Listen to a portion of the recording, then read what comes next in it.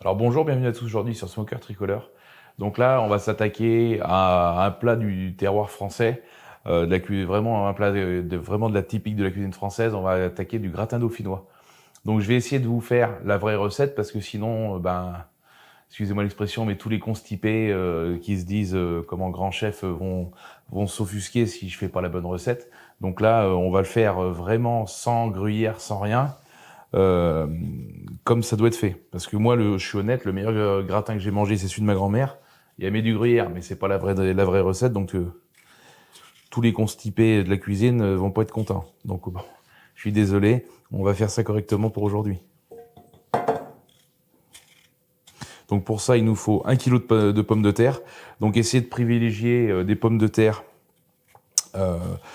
qui se tiennent quand même à la cuisson, qu'on la chair ferme, mais qui soient légèrement farineuses pour qu'il y ait un petit peu d'amidon quand même.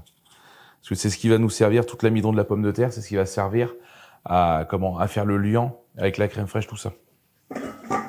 Donc là, alors si vous voulez, vous pouvez mettre un peu d'eau dedans maintenant pour éviter qu'elle noircisse. Honnêtement, pour 1 kg de pommes de terre, c'est pas là que ça va noircir le plus vite possible.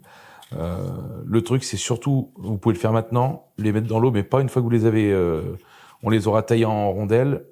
Faudra surtout pas, parce qu'il faut garder l'amidon qui sera dessus résiduel, justement pour aider à faire coaguler un petit peu toute la crème fraîche. Voilà, donc là, nos patates sont épluchées. Donc là, moi, à privilégier, ce que j'ai fait, vous voyez toutes les patates que j'ai prises, elles sont toutes plus ou moins dans le même gabarit. Parce que si vous en avez des grosses et plus petites, au niveau de la cuisson, ça va être un peu plus chiant, ça sera pas homogène. Privilégier qu'elles soient plus ou moins toutes de la même grosseur. Donc pour les couper, normalement, il y a une règle. Hein, là-dessus, il faudrait que ça fasse 3 mm maximum. Alors ceux qui ont une mandoline, faites-le à la mandoline, ça sera plus facile.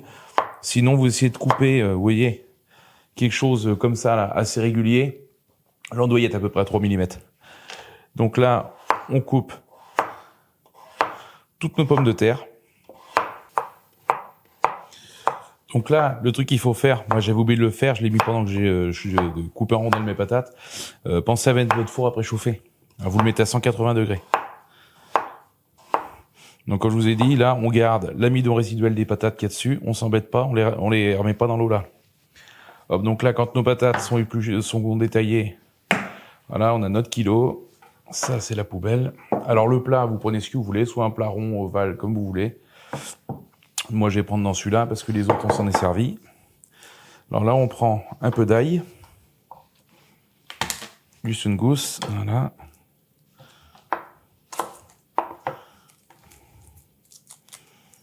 Hop. Hop, ça, poubelle. Et là, on vient prendre notre ail et on vient frotter dans le fond. Alors, moi, ce que je fais des fois, je le coupe en deux. C'est plus facile à frotter. Ça va venir donner du goût à notre gratin dauphinois. Voilà, faut bien y aller. Bon, après, on a les doigts un peu parfumés, mais bon, ça, c'est pas trop grave. Voilà, faut pas hésiter à en mettre. Alors, je m'excuse si dans le micro, vous entendez un peu la respiration un peu forte. Je suis enrhumé depuis quelques temps. Alors, si des fois ça s'entend, je m'en excuse. Voilà. Donc là, comme ça donnera un bon goût. Sans que ça soit trop puissant. Alors, prenez pas une grosse gousse, hein, vous voyez, moi j'ai pris une petite parce qu'il y en a tout un bout qui servira pas. Donc pour ça, là maintenant, on va prendre un peu de beurre. Et on va venir beurrer notre plat. Donc moi j'ai laissé un peu de beurre et un peu de pommade. Comme ça va mieux étendre.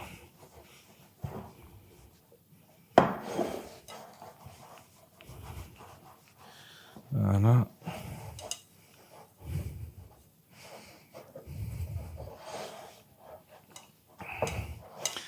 Alors là, c'est pas un gâteau, hein. Si c'est pas parfait, c'est pas grave. Hein. Voilà. Voilà. Notre plat, c'est bon. Alors, la petite astuce que je peux vous donner, quand vous venez de toucher à l'ail comme ça, nettoyez-vous les mains à l'eau froide, surtout pas à l'eau chaude. Ça évitera que, l'ail sente trop fort sur vos doigts. Donc, quand on est là, je vous dis, ça c'est une recette, honnêtement, qui est typique du terroir français, mais c'est quelque chose qui est hyper simple à faire et qui vaut vraiment pas très cher. Alors là, il y a deux écoles. Soit vous vous embêtez à bien les ranger proprement, hein, ou vous mettez ça un peu fouillis. Les deux marchent, sauf qu'il y en a une qui prend plus de temps que l'autre, c'est tout. Moi, comme je l'ai dit tout à l'heure, le meilleur gratin que j'ai mangé, c'est celui de ma grand-mère. Je peux vous certifier que la mère Michel, elle s'occupe pas de savoir si toutes les pommes de terre sont rangées dans le bon sens. Voilà.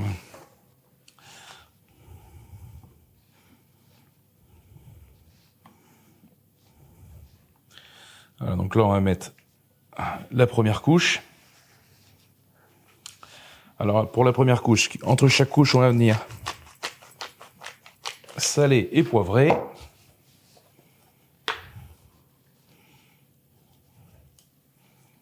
Voilà. Un peu de noix de muscade. Alors, si vous avez la noix entière que vous venez de râper, ça marche. C'est pareil, moi j'avais comme ça. Alors, n'en mets pas de trop. Et là, on est reparti pour remettre une deuxième couche de pommes de terre. Voilà. Alors, on essaye de ranger sans les ranger en rang d'oignons, mais on essaye de les égaliser. Et là, voilà, comme je vous disais tout à l'heure, l'avantage de les avoir à peu près toutes dans le même gabarit et de les avoir coupées à peu près de la même épaisseur, l'avantage, ça va cuire uniformément et plus rapidement, puis ça évitera que vous en ayez qui soient hyper croquantes, d'autres qui soient rendues en purée.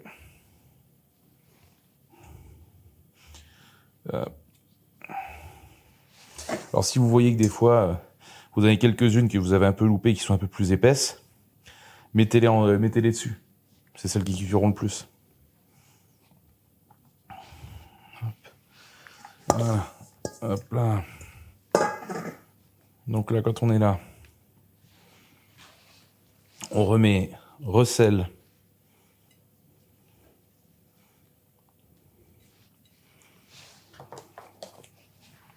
Hop. On remet du poivre. On remet un peu de noix de muscade. Hop, alors si vous voyez que vous avez fait que c'est tombé d'un seul coup comme ça, là, hop, puis on vous mettez un petit peu comme ça, là, voilà, vous venez frotter, parce que ça arrive. L'avantage de l'avoir en noix, c'est que vous le faites tomber où vous voulez, que comme là, des fois, un petit paquet tombe, et ça va le faire. Et donc après, alors moi, ce que je fais, je mets 40 centilitres de crème fleurette, de la crème entière. Là, ça fait 38, donc c'est bon. On vient répartir ça par-dessus.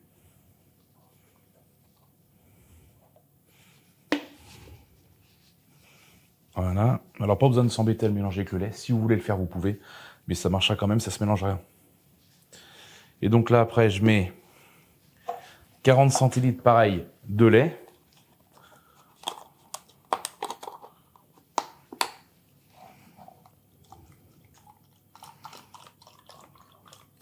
Ça en fait autant. Et si vous voyez qu'il vous en manque un petit peu, pour que ça vienne recouvrir tout complètement, vous complétez avec de la crème.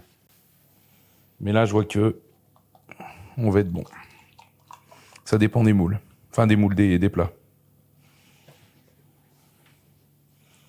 Et là, voilà. Et juste l'effet gratiné, ça va être l'effet de la crème qui donnera cet effet gratiné par-dessus. Voilà. Donc là, pour les plus gourmands. Alors, ceux qui veulent pas... Alors, pour les plus gourmands, on peut mettre des petits bouts de beurre par-dessus. Ça donnera un petit peu plus de goût. Et pour ceux qui veulent pas rester à 100% dans les clous, si vous voulez dévier un petit peu, je vous dis, vous mettez un peu de gruyère. Ça sera que meilleur. Mais là, je vous fais vraiment la vraie recette. Hop, on va mettre des petits bouts de beurre. Il n'y a pas grand-chose, c'est vraiment des petits bouts.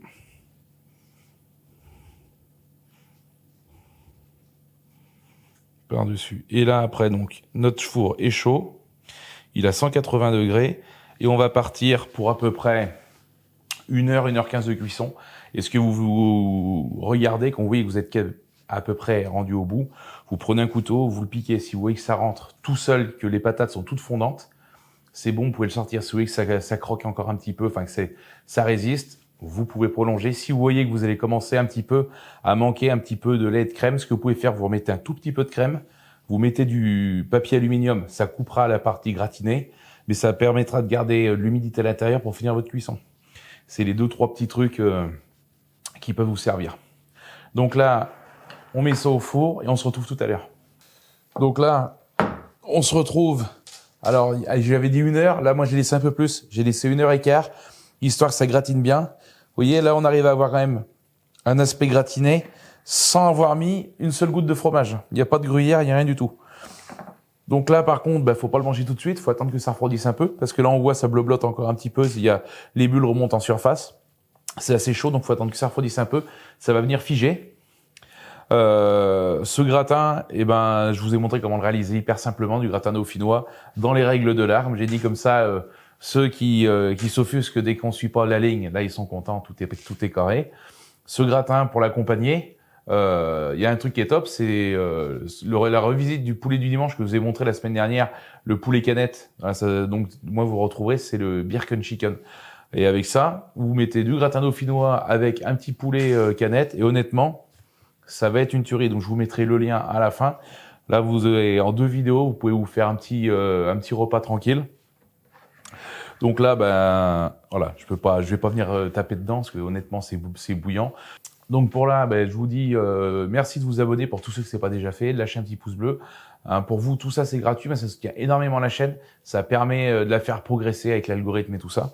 Donc merci, n'hésitez pas à lâcher un petit commentaire si vous avez déjà fait cette recette ou si vous avez d'autres petites variantes, mais restez constructif dedans, pas de débat un peu voilà. Et puis je vous souhaite bon week-end et bonne dégustation.